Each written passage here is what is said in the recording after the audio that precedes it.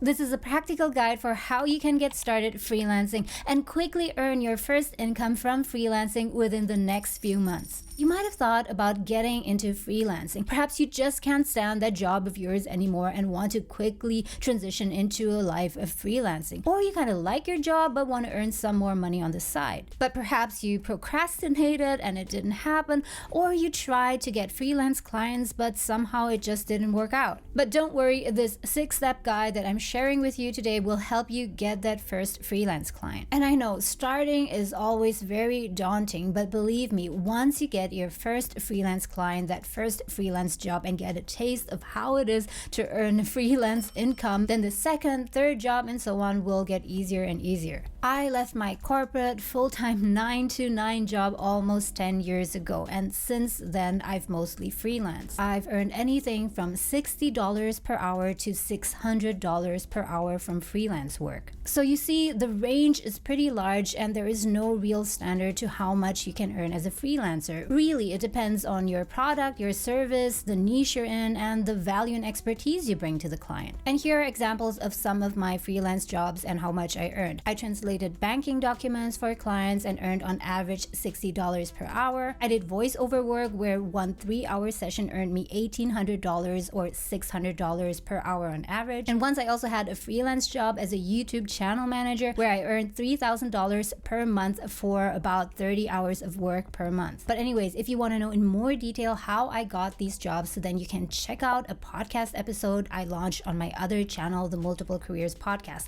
and I'll link it up here. So what I realized from doing freelance work is that in fact I earned more on an hourly basis than I did in my full-time job.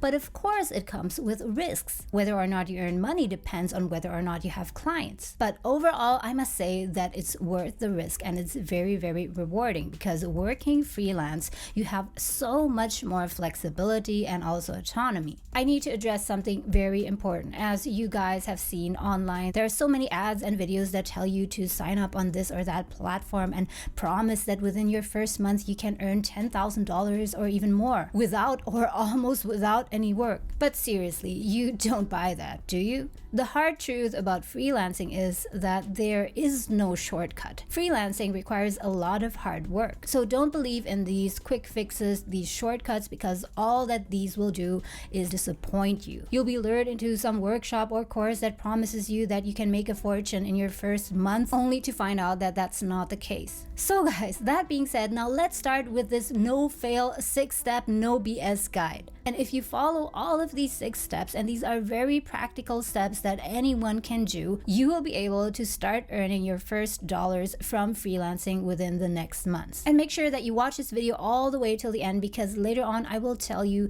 the biggest reasons why people fail to get into freelancing and why people end up never leaving their jobs or never making extra money on the side. Step number 1, if you're just about to start freelancing, is list all the things that you can produce, products and services. You might have heard advice before that what you need to do is to list your skills, and this is not incorrect. A skill is something that you can do well, for example, writing or cooking and so on, but that's not something that you can sell per se. You cannot sell writing or sell cooking. What you sell to the customer or the client is a product or a service. So you need to kind of turn your thinking around and list all the products and services that you can produce, that you can provide to the market, to a customer or a client. For example, copy editing an article, taking LinkedIn portraits, giving advice on how to dress. And while you're coming up with this list, make sure, very important, to not censor yourself, because if you censor yourself, you are bound to miss something. In fact, if you're serious about this thing, if you really want to get your first freelance job within the next few months, then let's do it right now. List down in the comments below the products and services that you could provide with your skills. And with that, you've done your first step. And now let's go on to step number 2. Step number 2 is to pick the product or the service that you can provide or produce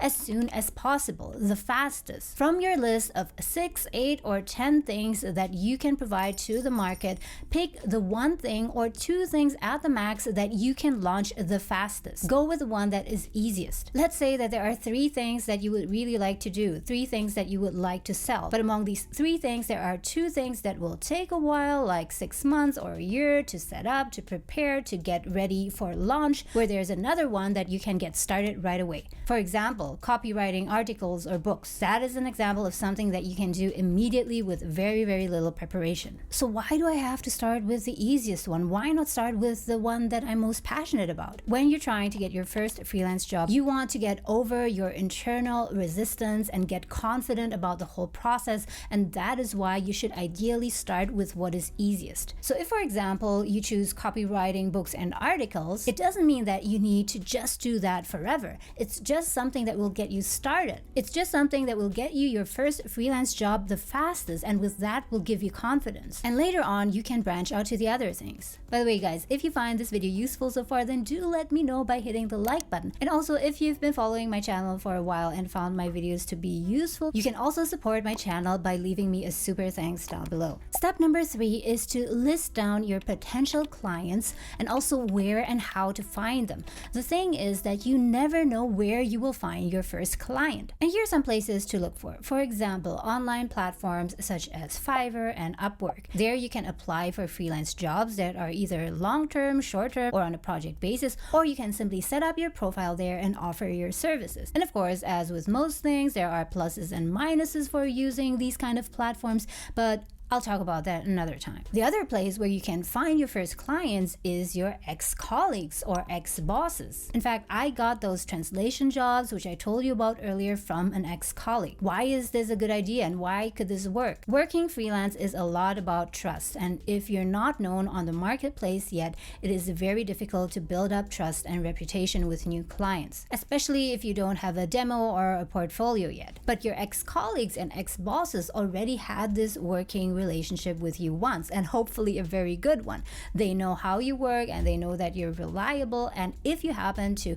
provide a service that they need, then they are very likely to engage you. Another place you might look for freelance clients are your friends and family. And I know you might have doubts about doing business with family, but actually it's not always a problem. It really depends on how you go about it. If you go about it professionally and you actually provide them with value, some of your family members and friends will be more than willing to help you. And keep in mind that if your first client is a friend or a family member, this might not necessarily be a paid job, and it doesn't have to be. You might just offer them your services so you can get the experience of going through the whole process with a client end to end, so you can kind of test your product with them. Step number 4 to get your first freelance job is to prepare your tools. So what tools do you need as a freelancer? Isn't it just yourself, your skills, and your knowledge? Well, you may have all these skills, you're very capable, you can provide these services. The problem is that the market doesn't know about you. And that is why you need a set of very basic tools so that other people know that you exist and that your products and services exist. And here are just some examples. Set up a very simple website where you can showcase your work, where you can put up your profile, your bio, and your products and services and pricing structure. Also take a look at your online profile and get them up to date. If you're serious about providing a very specific type of service, then it's a good idea to send the same message across all your social media platforms. Look at all your social media platforms from Facebook, Instagram to LinkedIn, and make sure that somewhere there, usually on the profile page, you write a short summary about what you can do and what kind of work you are looking for. And another very important tool is to have something like a demo or a portfolio of your work, depending on your line of work. And the goal of this is to show your potential clients what you have to offer, to give them a sample, a taste of your work so they know what to expect. But how do you put together a portfolio if you never had a freelance client before? It's kind of a chicken and egg situation, right? And that is where family members and friends come handy, like I talked about earlier. Offer your free services once or twice to family members and friends so you can get together a basic portfolio of your work. So with these tools in place, you have somewhere where you can direct your potential clients to. If you meet someone at a party or at a friend's place and you happen to hear that someone needs a LinkedIn photo taken of them, you already have your tools and you can just guide them to your website or to your LinkedIn profile or whatever. Because without anything to show, it will be pretty hard to convince them. That being said, guys, although these tools are important and useful, do not wait until you have everything everything together. Just do the basic, the minimum necessary, and go out there and find your clients. You can develop and upgrade your tools in parallel. Now let's go on to step number 5, which is to make a plan for getting that first freelance job for the next 6 months. What is your strategy for getting your first client? If you do not have a plan, likely things are not gonna happen. After watching this video, you will just forget all about this and you will go back to your business as usual, to your busy life, and you will never get into freelancing. So come up with a simple plan for the next 6 months. What are the things that you are going to do to get that first freelance client? One thing that you must do, which I think is super important, is to tell everyone around you that you know that you are offering these services. For example, that you are taking professional LinkedIn photos of people at a starting rate of $100. Tell it to your colleagues at work, your ex-colleagues and ex-bosses, friends, family members, acquaintances, your neighbors, your landlord, or whoever. Because word will spread and someone will eventually need these services, and guess who they will contact then? You. Part of your plan could also include to offer a specific number of free photo sessions or free copywriting packages to X number of customers, with the goal to get together that portfolio of work or testimonials. And let's say that in the next 6 months, you are going to do 3 of these free services. Another thing to include in your plan, if you're signed up on a platform like Fiverr or Upwork, make a goal of how many jobs you will apply to in the next 6 months. For example, apply to 3 jobs every week or apply to 10 jobs every month, and so on, regardless whether or not you actually get the job. The important thing is to just get into the habit of looking for work, because if you put yourself out there, eventually someone will want to hire you. And let's go on to step number 6, which is, I think, by far the most important step of all, which is to prepare your mindset. You might think that the biggest problem of getting freelance work is you do not have any experience, or even because you're not skilled enough, or sometimes even not intelligent enough. But that is most likely not the case. I am pretty sure no matter what skills you have, what services you can provide, there will be a market demand for that service and for that particular skill level. This is what I mean, and this is something that I learned from my recent experience of getting my book edited on Upwork. What I've learned is that to get my book edited, a manuscript of 58,000 words or so, there are so many different editors with different backgrounds, level of experiences, and price ranges. So you can get an editor for $5,000, for $2,000, or even $800. And of course, at each price point, the editors will have a different level of skill and experience. So what I'm trying to say is that even though you think that you are not as skilled yet, don't worry. You can still offer your services to the market, but perhaps at a lower rate. And as you become more skilled and more experienced, you can demand a higher rate. The mindset that you need to prepare is that getting your first client will be the most difficult thing, but getting subsequent clients, each additional client, will become easier and easier because you just get more used to the process. You need to be prepared that for your first client, it might take 20 attempts, 30 attempts, or even 50 attempts. And here's where I want to get to the biggest reason I think why people fail to get into freelancing and why they can never escape their 9-to-5, 9-to-9 job and get into freelancing or even self-employment, and that is because they simply give up too early. Perhaps they try to apply for freelance jobs and they just apply to 3 jobs. After that, they don't hear back from anyone and then they just give up. And of course, that way, nothing will happen. When I was still an employee working at a bank, I was working in the back office as a project manager. I could never have imagined that I could work freelance. I didn't know how to sell my services, how I would get work, how I would approach people. It just seemed so impossible. But in the end, after so many trial and errors, it did work out. So if I can do it, I don't see any reason why you can't. What kind of freelance job are you trying to find? What kind of services are you trying to offer?